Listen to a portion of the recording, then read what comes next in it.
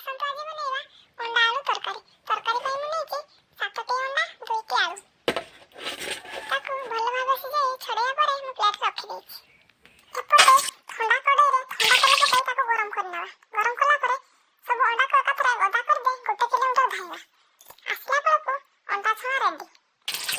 ଆଳୁକୁ ମଧ୍ୟ ଛାଣି ପକାଇବା। ଆଳୁକୁ ଛାଣିବା ପରେ ଗୋଟେ ପ୍ଲେଟ୍ରେ ମୁଁ ରଖିଦେଲି।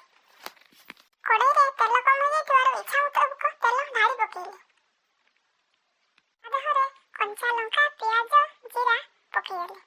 ଏଗୁଡ଼ାକ ହେଇଯିବା ପରେ ବାଟି ରଖିଥିବା ଅଦା ରସୁଣ ପେଷ୍ଟକୁ ତା ଦେହରେ ପକାଇ ଘାଣ୍ଟି ପକାଇଲି।